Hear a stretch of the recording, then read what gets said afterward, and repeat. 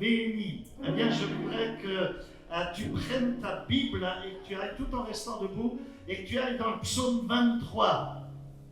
Gloire à Dieu. Je vais parler avec toi du psaume 23 ce matin.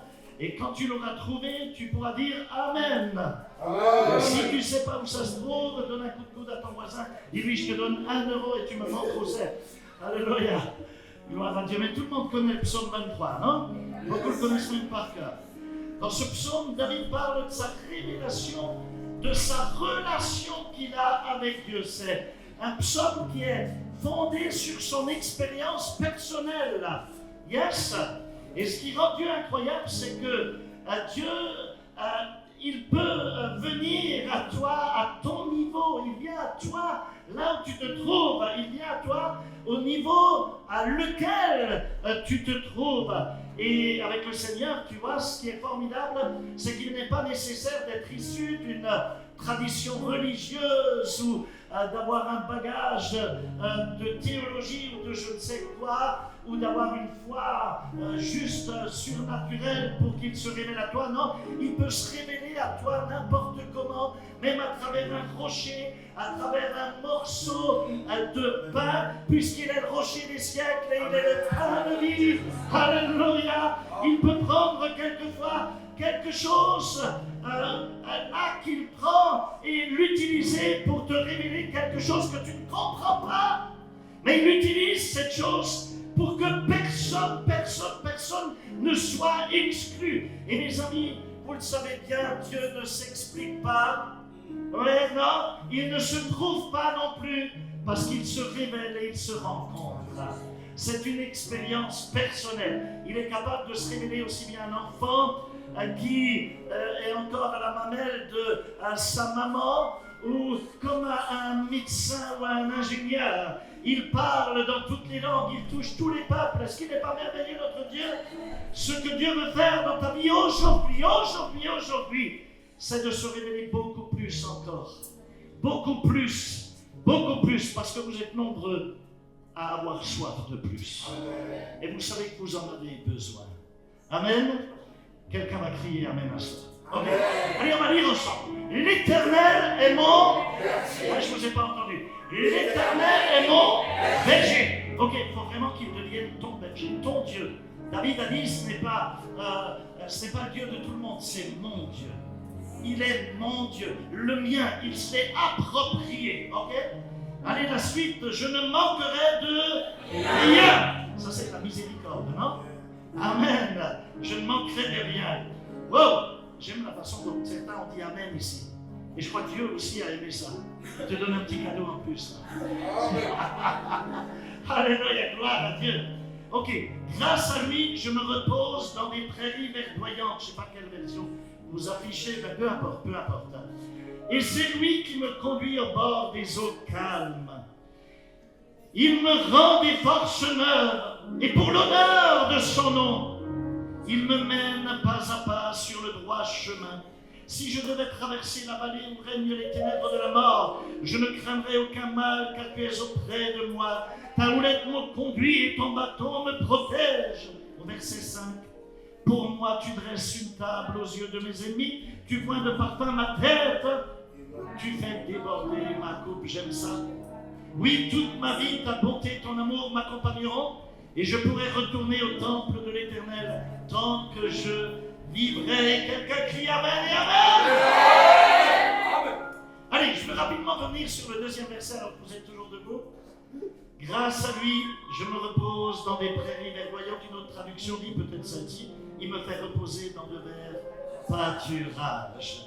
Il me fait reposer dans de verts pâturages. Et c'est lui qui me conduit au bord des eaux calmes, des eaux paisibles. Quelqu'un va crier eaux paisibles.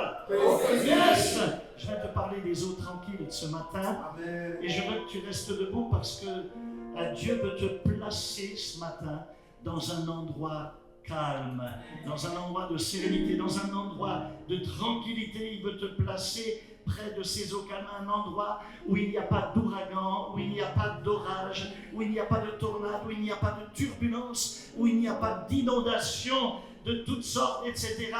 Il pourrait y avoir des turbulences tout autour de toi. Mais Dieu veut que ton cœur reste dans la paix.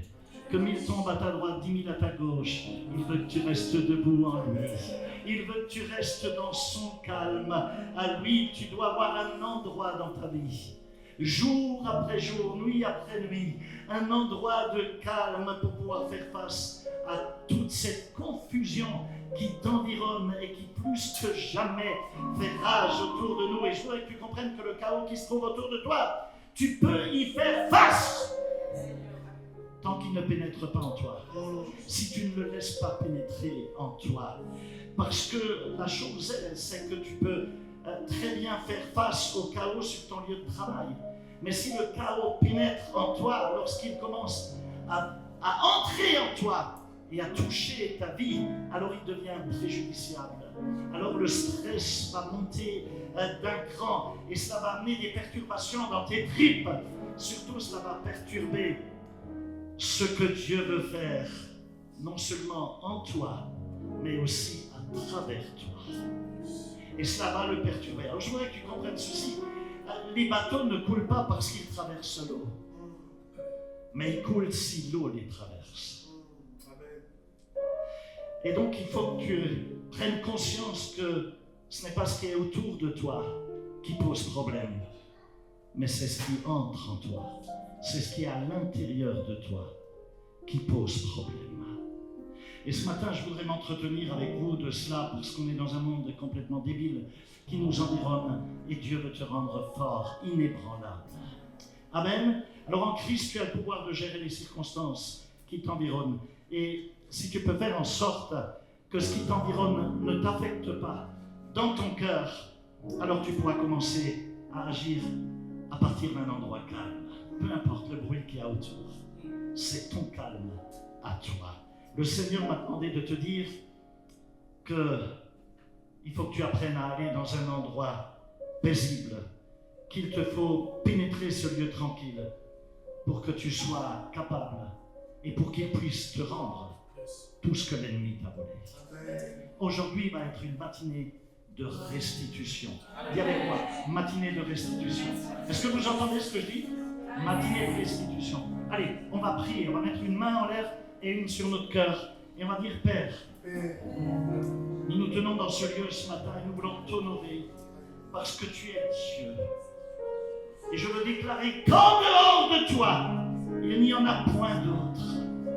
Aussi nous te rendons hommage ce matin, Seigneur, parce que tout ce que nous avons pu accomplir, nous ne l'avons pas fait par notre intelligence, ni par notre puissance, non. Mais Seigneur, on l'a fait par ta grâce, avec l'aide du Saint-Esprit de Dieu. Et simplement, Seigneur, nous voulons te dire merci, merci. Et encore merci, Père. Je sais que beaucoup sont venus parce qu'ils veulent t'entendre. Ils ont soif d'entendre ta voix. Ils ont soif d'entendre battre ton cœur. Et ils ne veulent pas m'entendre moi, mais ils veulent de toi, Seigneur.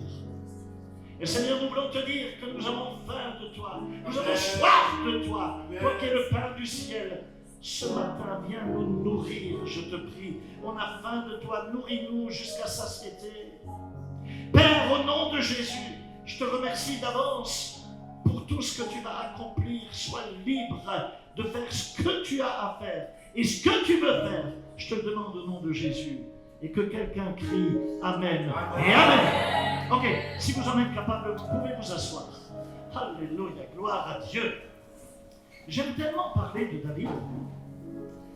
En parlant de David, c'est probablement un de mes personnages préférés de l'Écriture, après Jésus, bien évidemment. Mais en vérité, je me sers de la vie de David aujourd'hui comme d'une métaphore pour te parler. Ma mission d'aujourd'hui, le Seigneur m'a demandé de t'amener dans un endroit où tu pourras jouir des eaux calmes. Et aussi, je veux que tu comprennes que tant que tu ne lâches pas prise, que tu ne pourras pas être au bénéfice de cette tranquillité. Tu as quelque chose à faire. Alors pour en jouir, cela va te demander de lâcher certaines choses qui peut-être sont en train de distraire ta vie actuellement, en train de polluer ta vie actuellement. Et pour commencer, permets-moi de te dire que David n'était pas le fils préféré de son père, loin de là.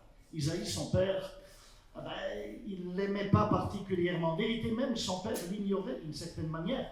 Je voudrais que tu n'oublies pas que David était le 8e enfant de cette famille. Et à première vue, David, il n'avait pas l'air d'aller très très loin dans la vie. Il n'était pas très aimé. D'ailleurs, il est issu d'un deuxième lit.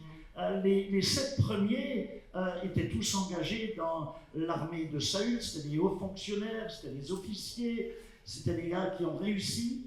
Et ensuite, il y a eu, je ne sais pas, le décès de la maman. La Bible se tait sur certaines choses, tout n'est pas écrit.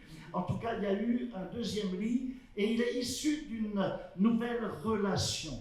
Et il semble que même son père ait eu des doutes. Est-ce que je suis vraiment le père ?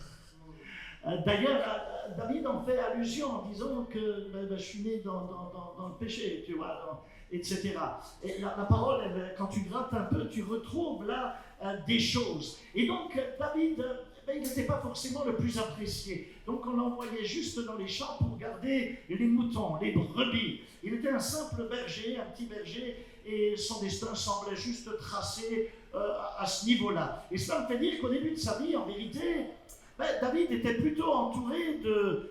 c'est pas le grand roi David là que je te décris, c'est la jeunesse de sa vie, c'est comme ça qu'il démarre dans la vie. Et il y avait beaucoup de médiocrité, du rejet, il y avait toutes sortes de mauvaises choses autour de lui. Donc il n'était pas le fils préféré. Je voudrais que tu comprennes bien que lorsque l'ennemi de ta vie sait que Dieu va t'utiliser d'une manière puissante, il va tout faire pour venir perturber et pourrir ta vie. Il va tout faire pour venir perturber ta vie. Il va tout faire pour te mettre sur la voie d'un comportement destructeur, pour te mettre, pour limiter l'estime que tu pourrais avoir de toi-même. Et laisse-moi te dire que l'adversaire ne combat personne qui n'a pas un grand destin, il n'a aucun intérêt, il le laisse libre simplement. Mais il combat quand il sent qu'il y a de la grandeur en toi, quand il sent que Dieu a une destinée pour toi, alors il va commencer à t'attaquer. Et même il va t'attaquer très rapidement. Est-ce que ça parle à quelqu'un ici, ça? Ouais, il y en a qui se bagarrent. Il y a quelqu'un ici qui a dû se battre quasi durant toute sa vie. Depuis que tu es né quasiment, tu as dû te battre et souvent lutter. Et il est possible que tu aies traversé toutes sortes d'épreuves dans ta vie, mais laisse-moi te dire que pour autant, ce n'est pas un signe de faiblesse. Et souvent, si on t'a pointé du doigt et qu'on t'a dit « ouais, tu n'y arriveras pas, t'es nul, t'es ceci, t'es cela », laisse-moi te dire, ce n'est pas un signe de... Tout au contraire, c'est un signe de grandeur. David avait donc... Et Dieu a quelque chose pour toi. C'est pour ça que le diable t'attaque de la sorte.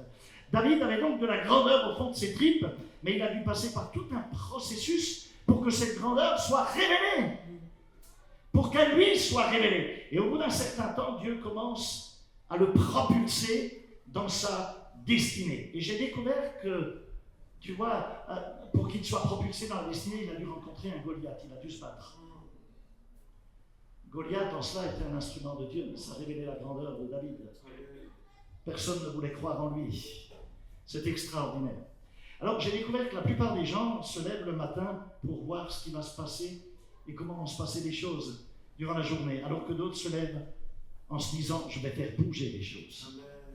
C'est pas la même chose. Et en vérité, c'est à toi de décider dans quelle catégorie tu veux te placer. Soit tu te lèves en t'asseyant sur le bord de ton lit et en te disant « qu'est-ce qui va encore se passer aujourd'hui, qu'est-ce que je vais encore prendre dans la tête, etc. etc. » Ou alors tu te réveilles avec un programme, avec une urgence, avec une direction, avec un objectif, en disant « Seigneur, avec toi, qui sera contre moi ?» Et on va accomplir les choses. Cela signifie que lorsque tu as une direction, un objectif, tu deviens capable également de résister à la distraction.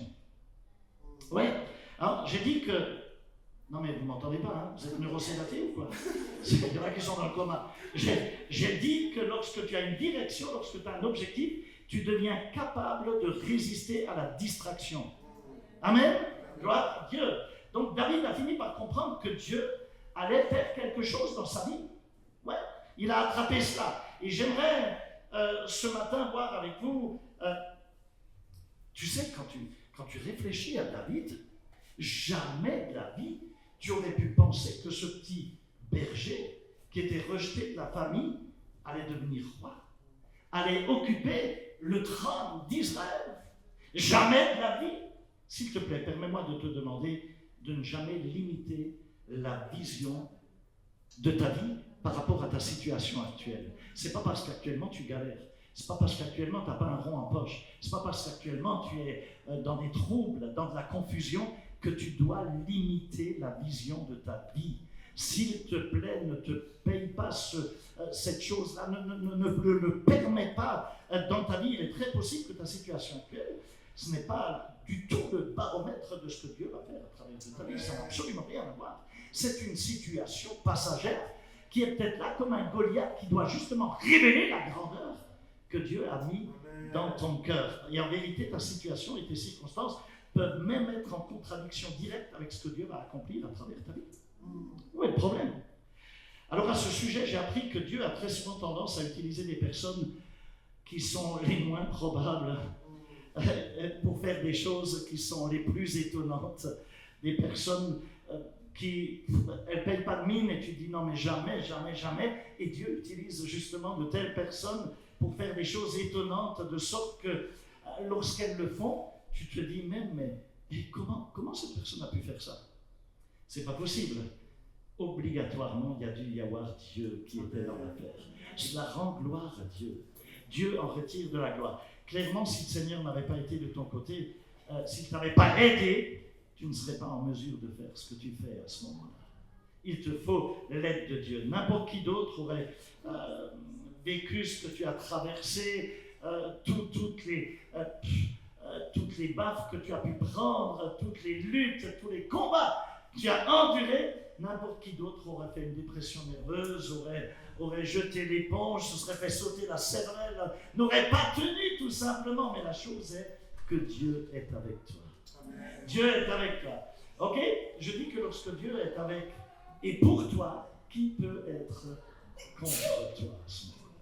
Ça va? Vous êtes là? Ok, je plante juste le décor. Et du coup, peu importe, même si tu n'es pas le fils préféré du père, même si tu n'es pas un fils à papa, ou la chouchou de ton père, même si tu n'es pas sorti d'une grande école, peu importe, lorsque Dieu est avec toi, ta vie va avancer. Automatiquement, tu vas avancer, il va te placer dans une nouvelle position, il va t'élever, il fera de telle manière que lorsque cela arrivera à ce moment-là, ça t'expliquera pourquoi que certains autour de toi commencent à te détester.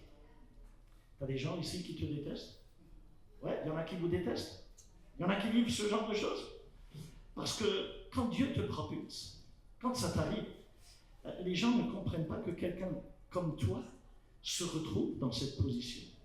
Et ils se disent, ouais, c'est pas juste. Et ils commencent à te cracher au visage, à te critiquer, etc. Le problème de tes détracteurs, de ceux qui te critiquent, de ceux qui parlent en mal de toi, c'est qu'ils pensent qu'ils sont plus qualifiés que toi. Et c'est peut-être le cas. Peut-être même probablement le cas. Ils pensent qu'ils ont été préparés pour cela, qu'ils ont des diplômes pour cela, etc. Et c'est tout à fait possible. Mais lorsque tu marches dans la faveur de Dieu, lorsque tu marches dans la faveur du Seigneur, tu deviens capable de... À ce moment-là, c'est Dieu qui te place surnaturellement, qui te met en place dans une position à laquelle tu n'as pas été préparé, ni qualifié pour y être. Mais parce qu'il est avec toi, les choses fonctionnent. Amen. Lorsque cela t'arrive, tu ne sais même pas comment tu en es arrivé là, mais c'est comme si Dieu t'avait téléporté. Tu te rappelles Philippe qui a été téléporté là, d'un endroit à l'autre. Ouais? C'est comme ça que ça se passe. Alors je ne sais pas qui je prêche ce matin, mais quelqu'un sur le point d'être téléporté dans une nouvelle situation, dans une nouvelle position, dans un nouveau job, et ça va dépasser ton entendement, ton salaire va, boum, d'un seul coup, les choses vont changer pour toi. Ça parle à quelqu'un, il y a quelqu'un qui est en train de réfléchir, là, qui a besoin de changer de cap. Ok, c'est pour cela que tu ne peux pas te permettre de laisser les turbulences du passé venir te bloquer ou pourrir ta vie, et c'est pour cela que tu ne peux pas laisser la méchanceté de ton environnement faire pression sur toi, ni l'étroitesse de tes amis à te détourner de ta destinée que Dieu a pour toi en réserve.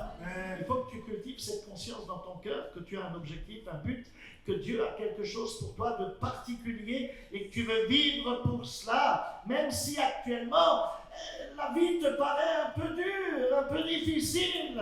Et je voudrais que tu comprennes que ce que Dieu a placé dans ton cœur, quand il commence à te le révéler, ça te dépasse. Tu dis, ouais, mais Seigneur, je ne vais pas y arriver, est-ce que tu es sûr que tu m'as parlé, etc. Tu sais, Dieu est un mystère.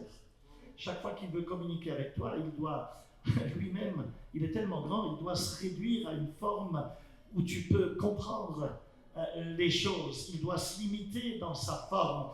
Et c'est ce qui t'explique pourquoi que Jésus a très souvent utilisé des métaphores, des paraboles, pour nous expliquer les choses, pour qu'on comprenne les mystères de Dieu.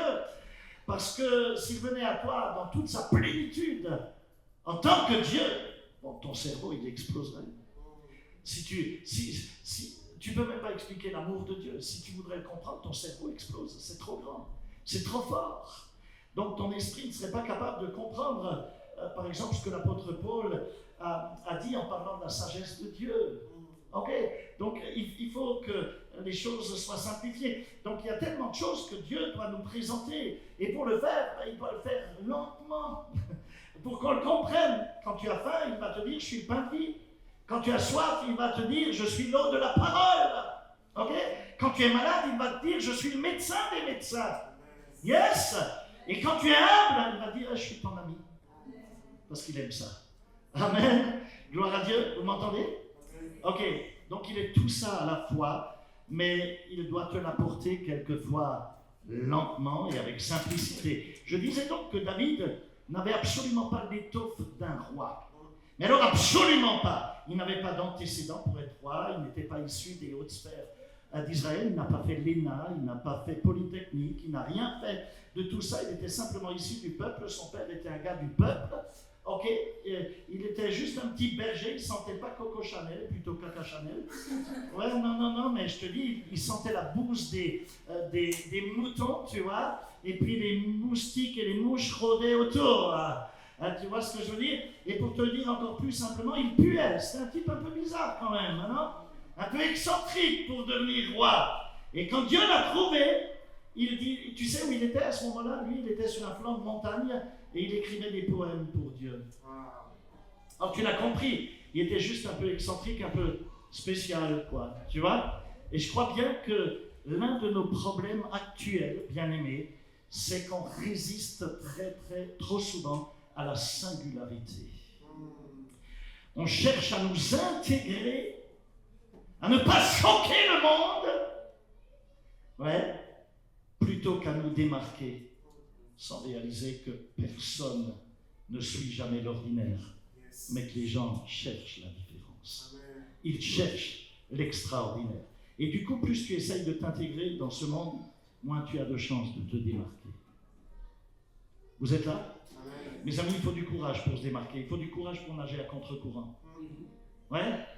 Il faut du courage pour cela. Quand tous les médias mainstream te lavent le cerveau pour te faire avaler ceci ou cela, il faut du courage pour dire « je ne suis pas d'accord » et te faire cracher dessus et même traiter de complotiste. Mais oui, il faut du courage. David était différent. Il était suffisamment sensible pour qu'on pense qu'il était un homme doux. Un homme doux et humble de cœur, parce qu'il écrivait des poèmes, des psaumes, il chantait des cantiques, des chansons, et aussi parce qu'il s'isolait dans des pâturages. Il dansait devant Dieu. Donc on pouvait penser qu'il était non seulement doux, mais aussi super créatif, non? Ouais. Maintenant, en regardant un peu plus près, tu découvres chez David une dualité incroyable au niveau de sa personnalité. Il était à la fois agneau dans sa créativité, et en même temps, il était un lion dans sa passion. C'était très fort. Regarde, parce qu'avant de le qualifier de doux, de gentil, de créatif, je voudrais que tu comprennes qu'il est aussi celui qui venait de tuer 1000 Philistins. Il leur avait coupé le prépuce. Il a pris tous ses prépuces, il les a jetés devant le roi Saül, et lui a dit, tu en veux d'autres? Qu'est-ce que tu veux encore? Ouais. Quand David s'en prenait à quelqu'un, il se mettait en colère, il devenait fou. était capable d'être fou de rage. C'était un vrai lion à ce moment-là. Et malgré le fait qu'il était comme un lion dans sa passion, et au niveau de son tempérament, il était aussi créatif et doux comme un agneau. C'était absolument fabuleux.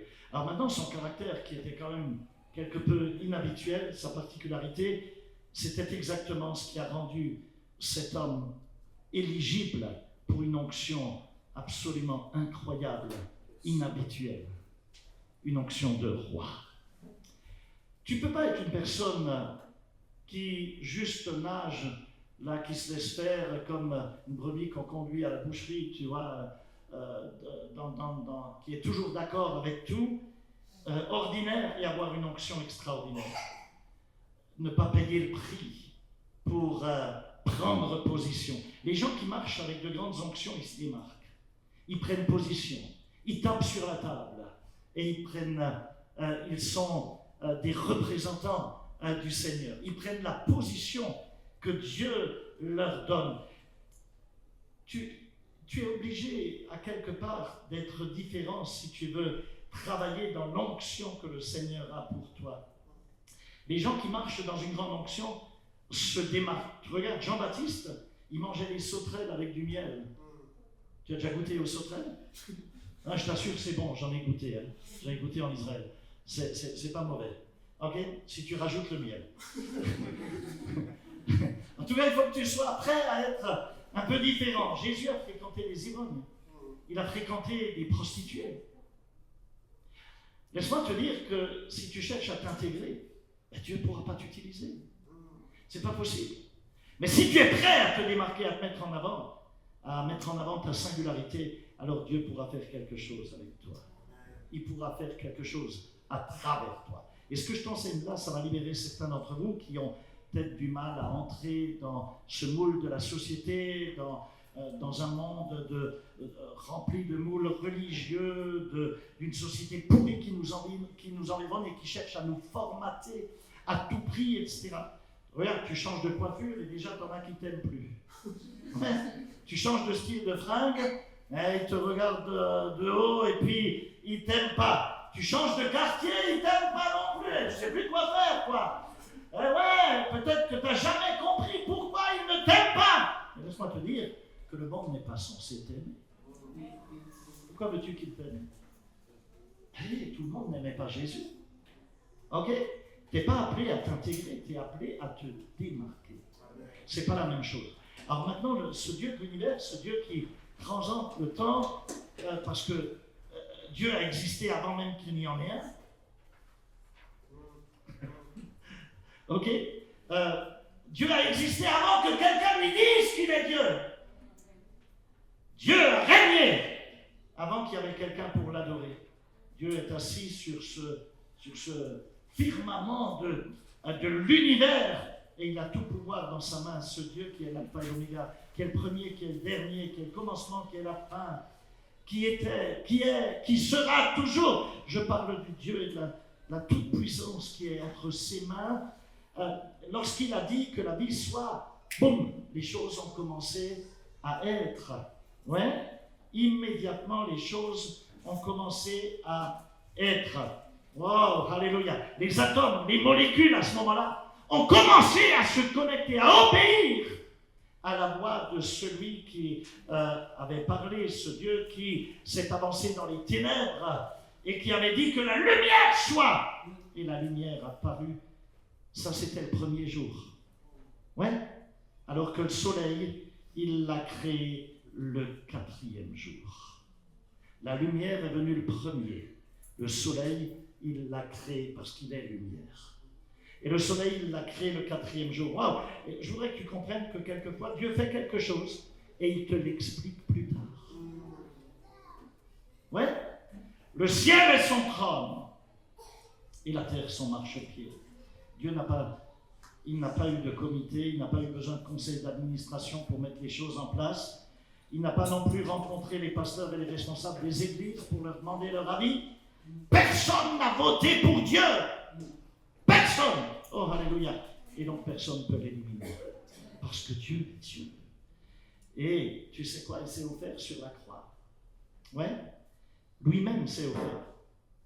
il a accepté d'aller sur la croix. S'il avait froncé ses sourcils, tous les anges étaient à sa disposition et tout aurait été renversé. Mais il a accepté de le faire parce qu'il t'a tellement aimé qu'il a préféré mourir à ta place que de devoir vivre sans toi pour l'éternité tout entière. Et donc, par amour, il l'a fait. Il n'a jamais été conseillé, il n'a jamais eu à lire un livre, il n'a jamais eu besoin d'aller à l'école. On ne lui a jamais posé une question à laquelle il ne pouvait pas répondre, jamais. Il n'a jamais créé de montagne qu'il n'aurait pas pu déplacer. Il n'a jamais rencontré de problème qu'il ne pouvait pas solutionner. Il n'a jamais vu de maladie qu'il n'a pas pu guérir. Il est Dieu, et Dieu, et Dieu, et basta, mais donne-lui gloire. Wow. Dieu peut tout faire. Tu devrais le crier. Dieu peut tout faire. Dieu peut tout faire. Tu sais, ce que Dieu fait, c'est qu'il dirige non seulement la Terre, notre galaxie, l'univers tout entier. Dieu a prononcé juste une parole, il a dit qu'il y est. Et à l'instant même, boum, les choses ont commencé à tourner. Le prophète Ézéchiel a dit que Dieu est comme une roue au milieu de roues. Tu as déjà lu ça dans le prophète Ézéchiel? Il a une roue parce qu'une roue, c'est un cercle qui n'a pas de début, pas de fin. Ça tourne, mais il n'y a pas de début, il n'y a pas de fin. Une ligne, quand tu traces une ligne, il y a un point de départ et boum, il y a un point d'arrivée. Mais un cercle, une roue, ne fait que continuer, continuer, continuer. Il n'y a pas de début, il n'y a pas de fin. Et cette roue au milieu de roues a dit qu'il y est. Et des roues ont commencé à sortir de sa bouche, de sa parole.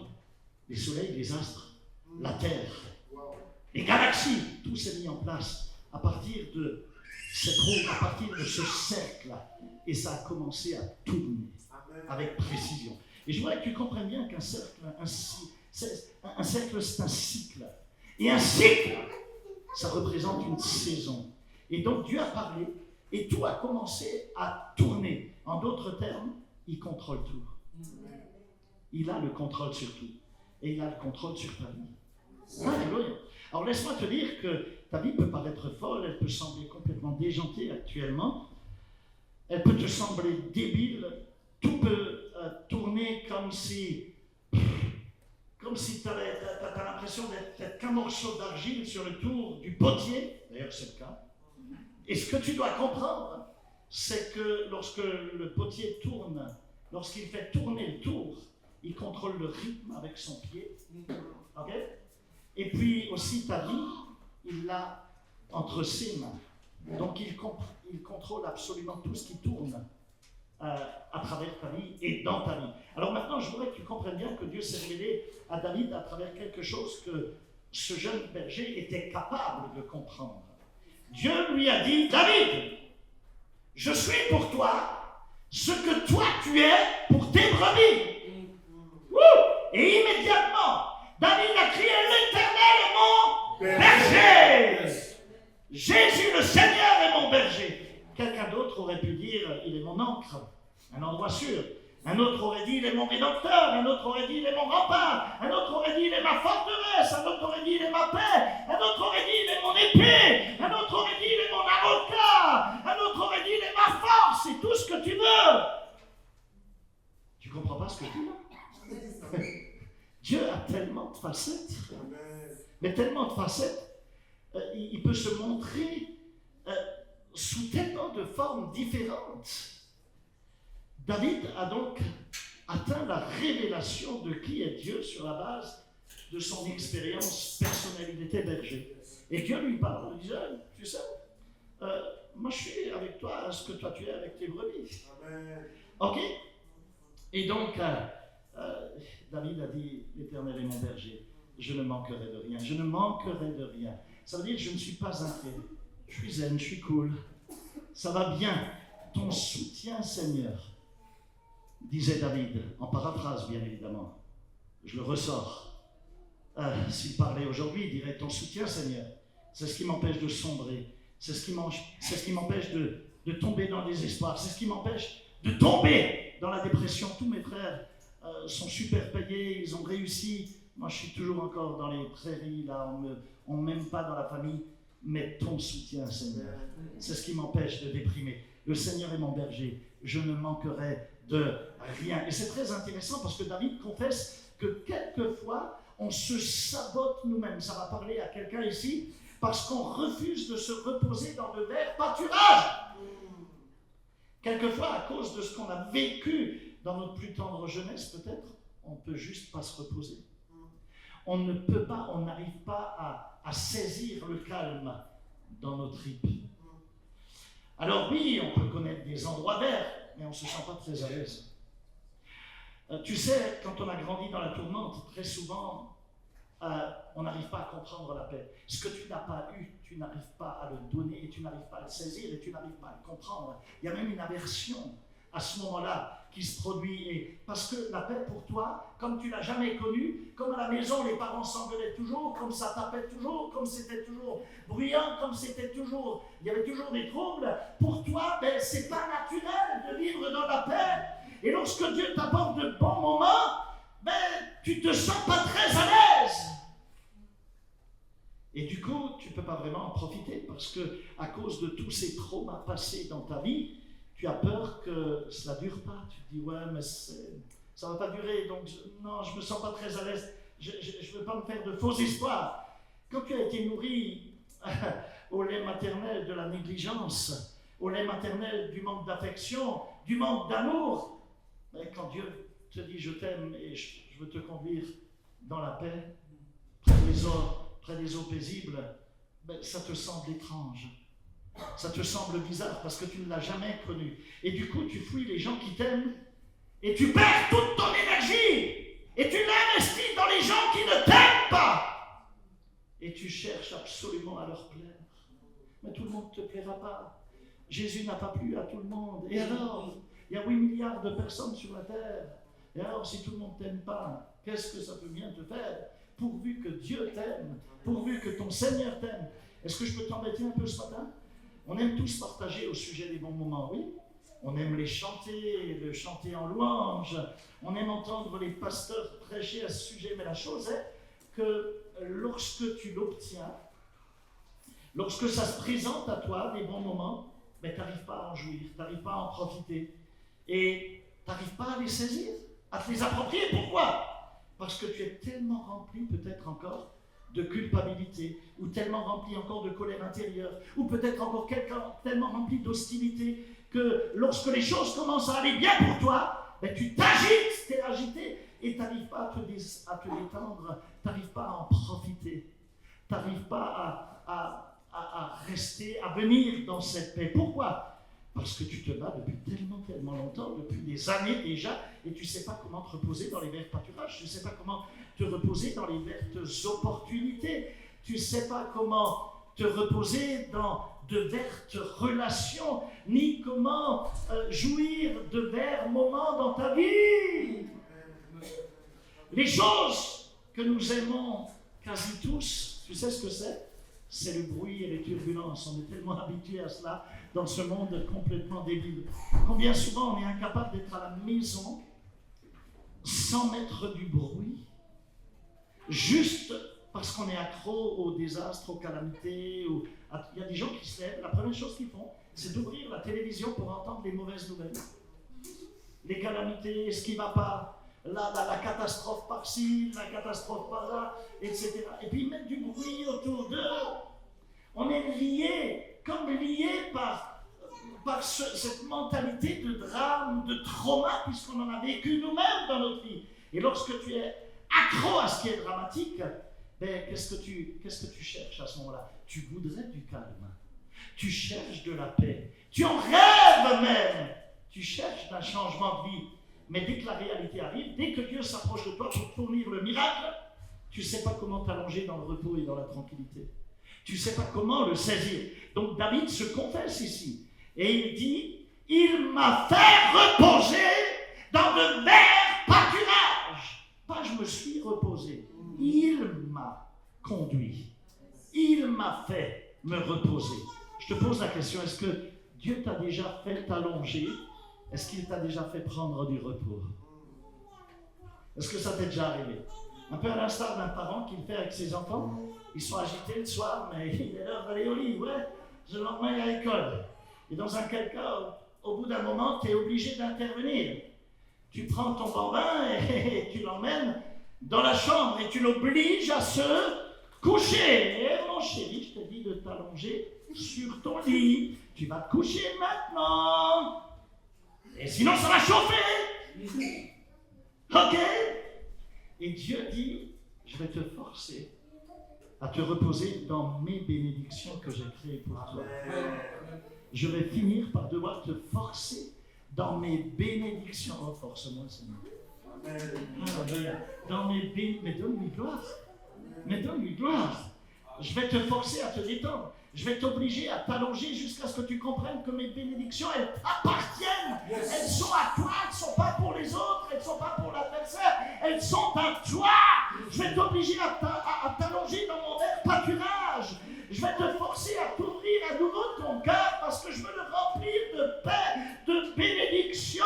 Je vais te forcer à aimer à nouveau. Tu as été blessé. Tu pensais que tous sont méchants et que tous sont hypocrites. Mais je vais t'amener à aimer de nouveau. Je vais te forcer à vivre en arrêtant de faire semblant. Arrête de porter un masque, sois toi-même. Je vais te forcer à être ici et maintenant plutôt que de faire semblant. Je vais te forcer à t'allonger dans un endroit calme, à arrêter de faire semblant d'être heureux, alors qu'en réalité tu n'es pas vraiment.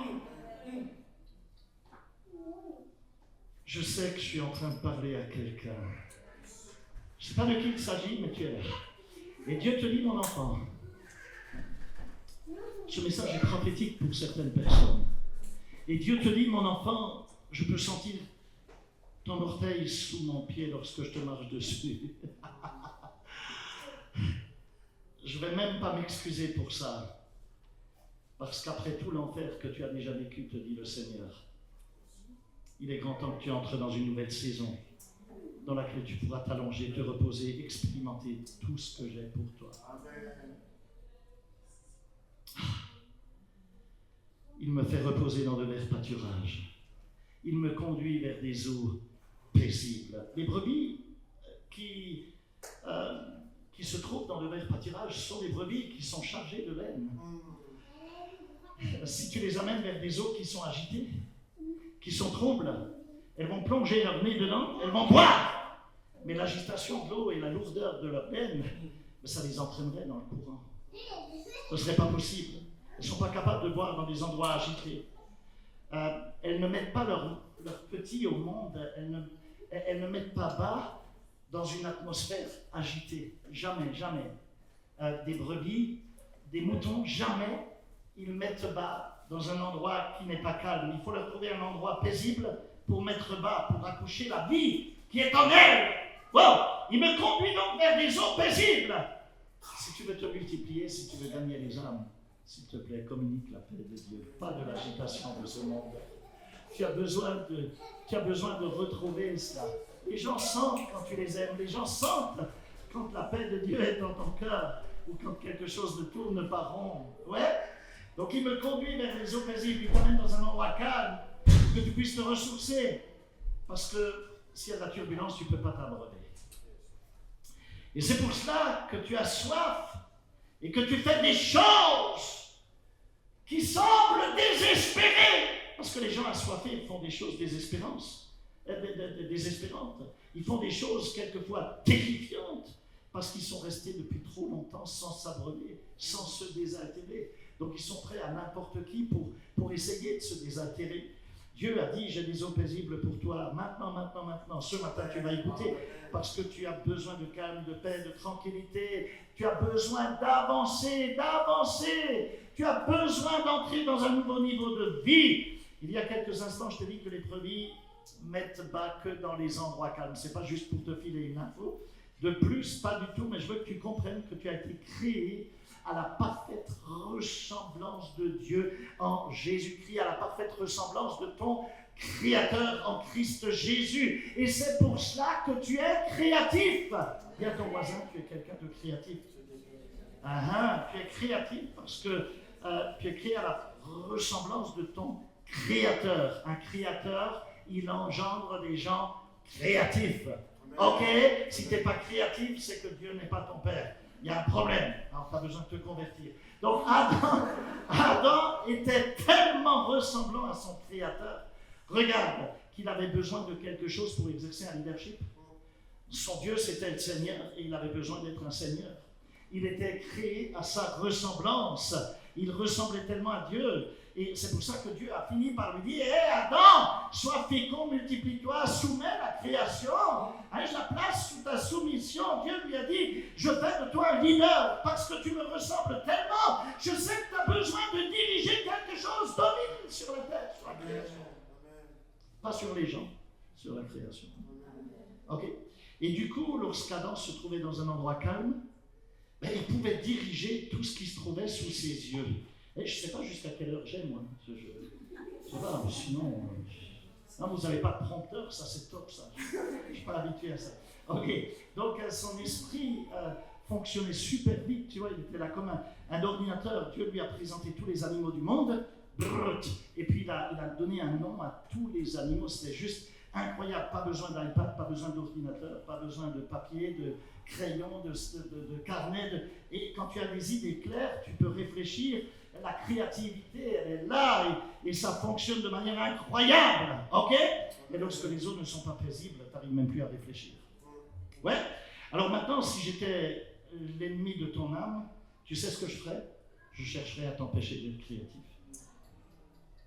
J'essaierais de t'étouffer dans ta créativité. Je t'attaquerais en te rendant tellement occupé que tu n'as même plus le temps de savoir où donner la tête, que tu n'as même plus le temps de prier, que tu n'as même plus le temps de t'asseoir, que tu n'as même plus le temps. Je ferai en sorte que plein de gens te critiquent, te déstabilisent et qu'ils n'arrêtent pas de téléphoner du matin au soir et du soir au matin.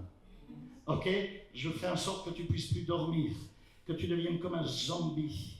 Ok? Et du coup, dans un tel cas, tout ce que tu essaierais de faire, c'est juste de garder la tête hors de l'eau et de survivre à la tempête qui est en train de faire rage dans ta vie. Et pendant ce temps, où tu cherches à survivre, les jours se transformeraient en semaines, les semaines en mois, et tu serais fatigué, tu serais complètement par terre, tes cheveux blanchiraient, ton dos se raidirait, tes genoux te lâcheraient. Pourquoi?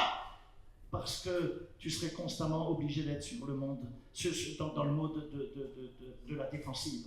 Tu serais constamment en train de devoir sortir tes griffes, de te mettre sur la défensive. Ok, je te donne un conseil. Recommence à penser. Prends un petit moment et recommence à penser à tout ce qui est beau, tout ce qui est pur, tout ce qui est vertueux. Allez, on va juste aller très vite, un peu plus loin. Si j'étais l'ennemi, je te laisserais, comment dirais-je, je permettrais à ce que beaucoup de choses te touchent, comme c'est arrivé avec Adam. Son mariage est devenu dingue. Il est parti en vrille, ses enfants sont devenus fous. Ils ont trébuché, ils sont tombés. L'un a tué l'autre. Premier crime dans la famille qui a disjoncté. Première famille a connu le premier meurtre commis par l'un des leurs. Tu sais, quand il y a du rejet de quelqu'un qui est très très proche, c'est le rejet qui fait le plus mal. C'est quelque chose qui te blesse. Ah, ça c'est un message subliminal. Ça veut dire, ça c'est le prompteur, ça veut dire... je reconnais les choses. Ok. Si j'étais l'ennemi, je te remplirais de douleur. Non mais c'est top, hein, frère. Alléluia, ça me donne envie de faire du ministère. Tu sais, quand quelqu'un écrit une lettre, quand tu as fini la lettre, souvent tu t'appelles: ah putain, j'ai oublié d'écrire ça. Alors tu mets en dessous PS, post-scriptum, et tu continues à écrire. Tu vois? C'est ce qu'on fait des fois avec les prédications. Ok. Alors non, écoute, tu ne peux pas continuer avec un ouragan qui fait rage dans ta vie. C'est pas possible. Tu ne peux pas vivre dans le stress, dans la colère. Et c'est pour cela, lorsque les disciples ont dit à Jésus: et Jésus, combien de fois est-ce qu'on doit pardonner quand on nous a blessés? Et qu'est-ce que Jésus a répondu? Dans Matthieu 18, 7 fois combien?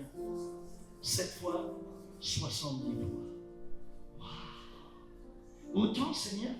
Mais Seigneur, tu sais, je ne voulais pas faire ça parce que le pardon, je ne peux pas pardonner, c'est de la faiblesse, non, le pardon? Non, mais on va me prendre pour un faible. Et puis je pensais que le fait de ne pas pardonner, c'est un moyen de défense, Seigneur. Et puis je pensais que le non-pardon, je pouvais l'utiliser contre celui qui m'a blessé. Je ne vais quand même pas le pardonner, c'est lui qui m'a blessé. Et puis, Seigneur, tant qu'il ne m'a pas rendu les thunes et qu'il n'a pas réparé, je ne le pardonnerai pas. Mais, mes amis, en vérité, le pardon, c'est un cadeau que tu te fais à toi-même, pas à l'autre. L'autre ne le mérite pas. C'est peut-être une crapule, c'est clair. mais toi, tu le mérites. Et c'est un cadeau que tu te fais à toi. Laisse-moi te rappeler que ne pas pardonner, ça te fera beaucoup, beaucoup de mal. Ça va te ronger, ça va te détruire, et ça va te voler la paix, les eaux calmes, les eaux paisibles. Si tu ne pardonnes pas, tu te blesses toi-même. Si tu ne pardonnes pas, c'est comme si tu bois un poison mortel en attendant que celui qui t'a blessé meure. C'est toi qui es en train de mourir. Ce qui est très bizarre, c'est qu'à chaque fois que je parle de ça, je me rends compte que les frères et les sœurs dans l'église, ils agissent comme s'ils n'avaient rien à se pardonner et à pardonner à quiconque. Tout va bien, tout va bien, tu vois. Pardon, ça c'était pour les Antillais. Il y a des Antillais ici? Non, il n'y a pas d'Antillais, il n'y a pas de Guadeloupéens ici? Ah, quand même, il y a des Martiniquais ici? Il y a des Guyanais ici? Pas de Guyanais, heureusement que je suis là. Ok, laisse-moi t'aider à localiser tes non-pardons rapidement, parce qu'il y en a un. Il y a une personne, s'il y a une personne dans ta vie qui, si elle entrait maintenant dans ce lieu et que ça changerait ton humeur, que ça te gênerait, c'est que tu as un problème avec le non-pardon. Quand quelqu'un entre et que ça perturbe ta paix et que tu ne te sens pas à l'aise, c'est que tu as un problème. Je vais t'embêter un peu plus et je vais aller vers la fin parce que sinon il y en a qui vont prier pour que je m'étouffe. Mais parce que pendant que je te parle, je sais que peut-être en parlant de non-pardon, il y a des visages qui commencent à t'apparaître. Et tu penses à certaines personnes, tu ne peux pas t'en empêcher, ouais. Et si ces visages t'apparaissent en ce moment, c'est un signe que tu n'es pas libre et que tu as besoin de pardonner, que tu as besoin d'être libéré de ce fardeau. Parce que très franchement, si des visages, si tu penses à des gens quand on parle de non-pardon, ça veut dire que ces gens exercent encore un contrôle sur ta vie. Et tu as besoin d'être libéré. C'est fou, j'ai rencontré des gens, ils n'ont pas pardonné même à des gens qui sont déjà morts. Et c'est des morts qui continuent à leur pourrir la vie. Le mort, il est mort! Il n'y a aucune relation entre le monde des vivants et des morts. Et pourtant, ils permettent que des morts continuent à contrôler leur vie. Ils n'ont toujours pas pardonné. Et ils vivent avec, ils s'endorment avec, ils rêvent avec, ils se réveillent avec, ils mangent avec. Et ils ruminent. Et ils s'autodétruisent. Ils se démolissent à cause du manque de pardon. C'est fou. Et puis, avec le manque de pardon, qu'est-ce qui arrive? Il y a de la colère qui vient. Ouais, tu n'arrives plus à contrôler. Tu sais, c'est pas interdit de se mettre en colère. Hein? La Bible dit, quand vous vous mettez en colère, ne péchez pas. Mais la colère peut même être une bonne chose quand elle est maîtrisée, quand tu ne te couches pas dessus, et quand ça ne déborde pas sur le terrain du péché. Ok? Elle peut être nécessaire même, la colère. Mais si tu lui permets de faire rage, et si c'est lié à du non-pardon, ça va ronger ta vie, ça va ronger ta paix. À ce moment-là, la colère, c'est la folie. Elle se trouve dans le giron des imbéciles. Mais ne reste pas, n'en reste pas là parce que ça va finir par t'affecter. Ça va affecter tes finances, ça va affecter ton énergie, ça te bouffe toute ton énergie parce que tu penses à ces choses. Et pendant ce temps, tu n'es plus créatif de bonnes idées que Dieu voulait te donner pour te faire prospérer. Tu passes à côté à cause du non-pardon, à cause de la colère. Tu ne nourris plus tes rêves, tu ne nourris plus ton destin, ta créativité, elle t'échappe. Alors que ton Dieu est un créateur et t'a créé pour être créatif. Cela signifie que l'ennemi a réussi à te distraire, à t'empêcher d'accéder aux eaux tranquilles. Et tous les traumas sont là pour que tu les ressasses, etc. Et ils te volent tout à nouveau. Et quelqu'un a besoin de s'entendre dire, laisse tomber ça, le passé est passé. Donne un coup de coude à ton voisin, mais lui fait pas mal. Et dis-lui, laisse tomber s'il te plaît. Laisse tomber. Lâche prise. Lâche prise. Lâche prise. Lâche prise. Combien, tu sais, il faut que tu comprennes certaines choses, et je veux que tu comprennes bien que ce que tu gagnes, ça ne vaut et de loin pas ce que tu perds. Lâche, laisse partir ce que tu es en train de perdre. Ce que tu gagnes, ça vaut tellement plus. C'est tellement plus. Ce que tu obtiens, ça vaut tellement plus que ce que tu perds. Lâche prise. En vérité, tu utilises ton énergie pour alimenter une histoire qui est encore liée à des traumas, qui t'ont empêché de pardonner, mais au détriment de quoi? De ton destin, de ta destinée, de ta paix, de tout ce que Dieu veut t'offrir, du miracle même. En vérité, ce qui t'angoisse, c'est quelque chose qui fait déjà partie de ton passé. Ton passé, tu ne peux pas revenir dessus, il est passé, laisse tomber. Ce que Dieu t'a promis, c'est quelque chose qui est sur le point de se produire. C'est juste devant toi, là. Mais si tu n'as pas l'énergie pour t'en saisir, parce que tu n'as toujours pas pardonné, comment tu vas y entrer? Si tu veux conduire en regardant tout le temps dans le rétroviseur, bonjour. Je te souhaite du plaisir sur la route. Ah, j'entends Dieu dire à quelqu'un aujourd'hui même, je vais te libérer. Je vais te libérer, je vais te libérer. Ouch, Dieu veut briser les chaînes. Je suis obligé de raccourcir, bien-aimé. J'aurais tellement de choses encore à vous dire. Mais Jésus a dit, pardonne. Pardonne, parce que je veux que tu retrouves la vie. Pleinement la vie, la joie, la paix, la délivrance, la créativité. Je veux que tu retrouves mon bonheur, dit le Seigneur à quelqu'un ce matin. Tu devrais louer le Seigneur. Tu devrais l'adorer. Il faut que tu mettes vraiment ton cœur à nouveau tout entre ses mains. Tu sais, David a dit, ton bâton et ta houlette me réconfortent, me protègent. Il s'agit du bâton du berger, tu sais, qui ramène avec la crosse les brebis dans le bon chemin pour qu'elles ne tombent pas sur d'une falaise. Et c'est extraordinaire parce que Dieu dit, c'est pas ta bataille, tu n'as pas besoin de te bagarrer. C'est ma bataille. C'est moi qui va me battre pour toi. Elle m'appartient, cette bataille. Dieu dit qu'à chaque fois que tu as un ennemi, il envoie une table pour te donner du bon temps. J'ai dressé une table face à tes ennemis. Je t'enverrai une table pour te faire oublier ton ennemi. Et tu sais quoi? Le fait que tu as des ennemis, c'est un signe que tu es béni. Dis à ton voisin, tu as des ennemis? C'est parce que tu es béni.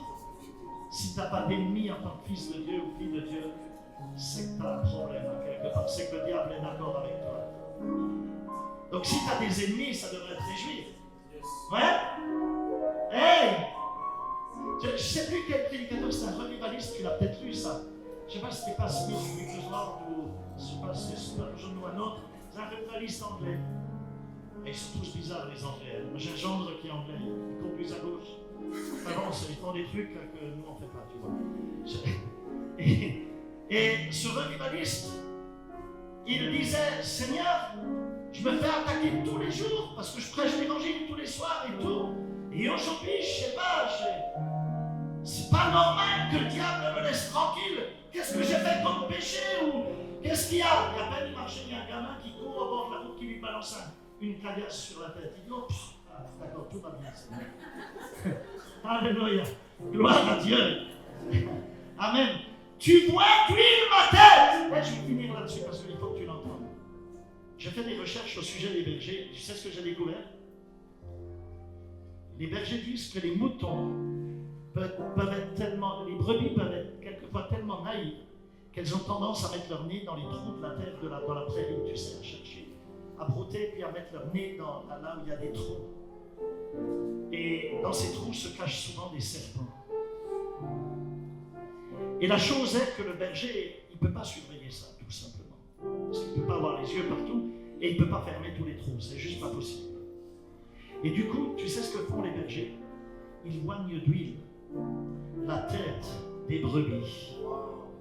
Et lorsque les brebis... Oh, la présence de Dieu. Et lorsque les brebis mettent leur nez dans un endroit où un serpent pourrait les mordre, l'huile est un répulsif qui ne leur permet pas de les toucher. Et particulièrement lorsque l'huile, elle est parfumée, odorifante, les serpents ne le supportent pas. Et il fuit immédiatement. C'est fou. L'huile est le meilleur répulsif contre les serpents. Y a-t-il quelqu'un ici, dans cette salle, qui a mis son nez dans quelque chose où tu n'aurais pas dû le fourrer? Ça ne te regardait pas. Dieu est en train de moindre ta tête, parce que ça t'a amené des problèmes. Tu t'es fait mordre par le serpent. Mais Dieu est en train de moindre ta tête, de telle sorte que quand le diable va chercher à te mordre, il devra reculer. Et ça, c'est la miséricorde de Dieu. Ça me parle de l'huile d'onction. C'est puissant. Si Dieu te parle, si tu sais que Dieu vient de te parler, tu devrais le louer, tu devrais faire du bruit, tu devrais louer le Seigneur.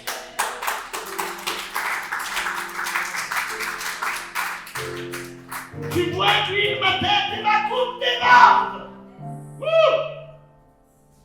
Dieu dit, je ne vais pas que te bénir toi, mais je vais bénir tout ce que tu touches. Et tu veux que je te dise quelque chose d'autre? Dieu ne te bénit pas pour toi, il te bénit pour les autres. Il te bénit pour que son plan s'accomplisse. C'est pour ça qu'il te bénit. Alors la meilleure cachette, alors que 10 000 trompes à ta droite et 1000 à ta gauche, la meilleure cachette, c'est de t'engager dans le service de Dieu dans cette église. Quand tu es dans le plan de Dieu, l'adversaire ne peut plus te toucher. Parce que Dieu bénit toujours son plan. Toujours! Et il ne permet pas qu'on te touche. Tant que tu es au centre de sa volonté. Et ça, c'est quelque chose qu'il faut que tu comprennes. Et alors, l'huile d'onction ne te manquera pas. Tu ne ressembleras pas à d'autres qui vont te dire hey, donne-moi l'huile, j'en ai plus! Ça te rappelle quelque chose, ça? Les vierges folles, elles se ressemblaient, tu ne pouvais pas les distinguer. Les sages des folles. Mais il n'y avait plus d'huile. Il moins d'huile. Ma tête et la coupe déborde! Dieu dit je vais laisser déborder ta coupe. Je vais faire de toi un champion, mon champion, un champion de Dieu. Je vais bénir tes amis, je vais bénir tout ce que tes pieds foulent. Tu vas les gagner. Je vais te les donner. Oh Jesus. Lorsque Jésus était sur la croix, il avait presque plus de force, il avait perdu tellement de sang. Il a juste encore eu la force de dire cette parole. Cette parole avant de rendre l'âme, avant de dire je remets mon esprit entre tes mains et d'expier. Et une de ces paroles, c'était Père, pardonne-leur. Ils ne savent pas ce qu'ils font. Je voudrais que tu te mettes debout. Tu sais, ce qui m'interpelle, c'est que la première chose qu'il a dit, c'était Père, pardonne-leur. Alors que les gens ne lui ont jamais demandé pardon. Ils ne lui ont même pas demandé de les pardonner. Personne n'a demandé à Jésus de le pardonner. Personne n'est venu voir Jésus, pardonne-moi. Mais il a dit Père, pardonne-leur. Il l'a fait de lui-même. Pourquoi est-ce qu'on relâche quelqu'un qui n'a pas demandé d'être relâché? Pourquoi on pardonne quelqu'un qui n'a pas demandé à être pardonné? Tu sais pourquoi Jésus a fait ça? Parce qu'il savait que 3 jours plus tard, s'il ne pardonne pas, il ne pourra pas sortir du tombeau. Il ne peut pas entrer dans une dimension de miracle et de résurrection avec des casseroles aux pieds, avec des boulets qui traînent. Et aujourd'hui, tu vas dégager tous tes boulets et tu vas rentrer dans des eaux paisibles. Et tu vas commencer à vivre le miracle journellement. Tu sais pourquoi? Même quand tu viens au boulot, l'ambiance va changer. Il y aura du bruit, il y aura des gens qui critiquent et subitement parce que tu arrives, ils vont se taire. Ils ne savent même pas pourquoi. C'est l'onction. C'est le surnaturel. Quand Jésus est sorti du tombeau, il a marché sur le chemin. Et il a rejoint 2 gars, tu sais les gars d'Emmaüs, le chemin d'Emmaüs. Ils ne l'ont pas reconnu. C'était surnaturel. L'onction était là. Et quand il a dit, bon, il faut que je m'en aille, il dit, non, reste avec nous, reste avec nous. Viens, tu vas manger avec nous. Il ne voulait plus qu'il le quitte. C'était trop fort. Et de la même manière, il y a des choses qui vont se passer. Et tu vas être propulsé dans des nouvelles zones que ça te dépasse. C'est pas que tu deviens, c'est juste parce que tu deviens le chouchou du Seigneur. Tu deviens le fils à papa de Dieu, la fille à papa de Dieu, parce que tu as fait ce que tu as dû faire. Et rappelle-toi ceci, la première parole sur la croix, Père, pardonne-leur. Parce que sinon, avec ces boulets, je ne pourrais pas sortir du tombeau. Mais j'ai la vie de résurrection. Je ne vais pas freiner le miracle. Est-ce que tu veux voir des miracles? Dieu dit, j'ai voulu te donner si souvent un miracle. Et tu n'as pas réussi à te saisir. Parce qu'il y a encore des rancœurs, des frustrations. Il manque de la paix dans ton cœur. Mais aujourd'hui, je te conduis aux eaux paisibles. Alléluia. Je te conduis aux eaux paisibles. Dis le Seigneur. Si tu évacues toute cette colère intérieure, toutes ces frustrations, toutes ces choses, est-ce que tu peux t'imaginer ce qui va se passer? Ça va juste être fou. Quand tu témoignes à quelqu'un, quand tu es avec cette onction, cette paix qui coule, tu vas prier, tu vas poser ta main sur l'épaule de quelqu'un. D'ailleurs, laisse-moi prier pour toi. Et la personne va te dire, même si c'est un musulman, va dire, bah ouais, prier, ça n'a jamais fait de mal à personne. Hein. Et si c'est un musulman, tu lui dis, je veux prier pour toi. Je sais que tu pries 3 fois ou 5 fois par jour. Moi aussi, je prie.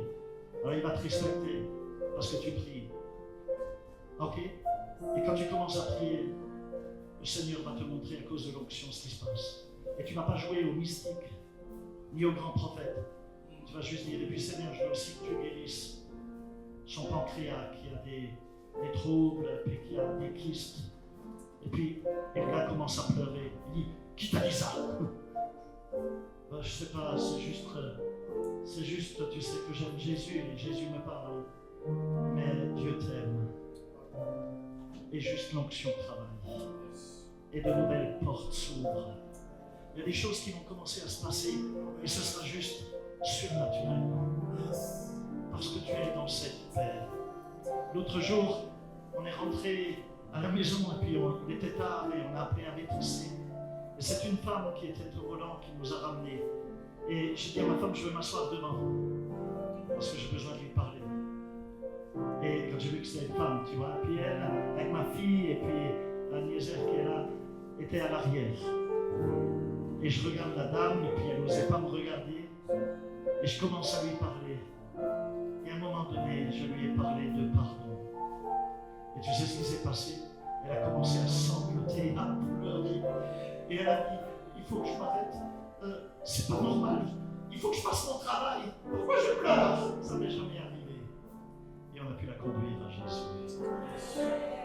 Elle était tellement ravagée, tellement démolie.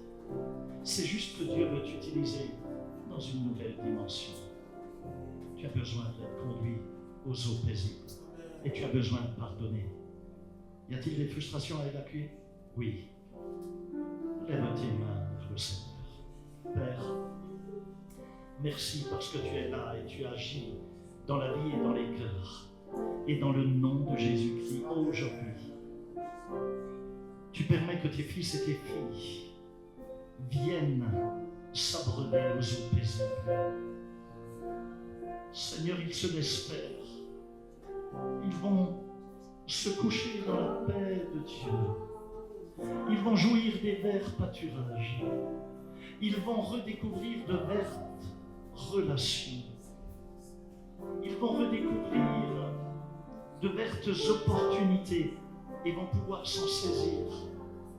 Seigneur, le miracle deviendra leur quotidien parce que tu es naturellement surnaturel. Pour toi, c'est ton langage normal. Alors aujourd'hui, Père, tu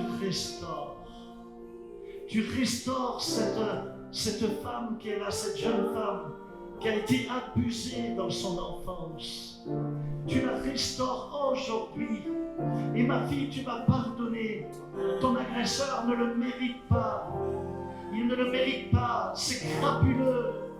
Il a détruit une part de toi. Mais Dieu va te le restituer.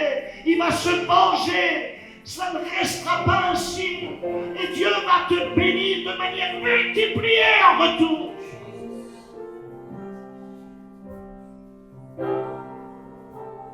Seigneur, merci parce que tu es là. Et tu touches tes fils, tes filles. Tu les couvres de ton onction. Que ta grâce, Seigneur, donne-leur de lâcher prise. Ça ne vaut pas la peine de s'attacher. Ça ne vaut pas la peine de retenir ce qui doit être lâché. Car ce que tu vas gagner est tellement plus grand. Tellement plus grand. Tellement plus grand. Seigneur, je te prie de bénir cette œuvre de Dieu, de bénir cette Église, de la multiplier, de bénir le cœur de ces bergers, de Salomon et Sarah, de Sarah et Salomon.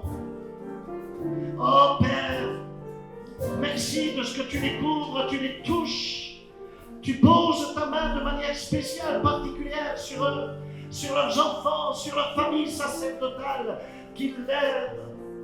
Et tu touches chaque membre, chaque leader dans cette œuvre, chaque disciple. Car ici, Seigneur, il n'y a pas juste des chrétiens du dimanche, des consommateurs, mais des disciples qui veulent plus de toi, qui ont soif de toi et qui veulent te servir. Des hommes, des femmes qui veulent vivre pour une résurrection meilleure et pas juste comme des consommateurs. Seigneur, merci parce que tu leur accordes d'expérimenter la véracité de ta parole. Aujourd'hui, certains d'entre vous, vous avez peut-être besoin d'envoyer un email ou d'envoyer un message WhatsApp ou texto ou alors téléphoner. Vous avez besoin de régler certaines choses et de dire « Je te pardonne, je te pardonne, je te relâche. Je ne veux pas continuer à vivre avec cette chose qui me bouffe mon énergie. Je te relâche. » Et si la personne te raccroche, c'est son problème. Si elle te raccroche au nez, elle se débrouillera avec Dieu. Mais toi, tu auras fait ton part. Tu auras fait ta part. Et si tu fais la tienne, Dieu fera la sienne. Et tu verras la bénédiction qui va arriver. Ce que lui pense, alors qu'il t'a blessé, c'est pas ton problème. À la limite, il ne mérite pas le pardon. C'est toi qui mérites ce cadeau. C'est toi qui mérites d'être libre. C'est pas pour eux que tu pardonnes, c'est pour toi d'abord. Et tu vas permettre que le Seigneur libère le miracle sur ta vie. Ce soir, tu dormiras mieux. Ce soir, l'insomnie t'aura quitté. Dans le nom de Jésus. Dans le nom de Yeshua. Seigneur, merci.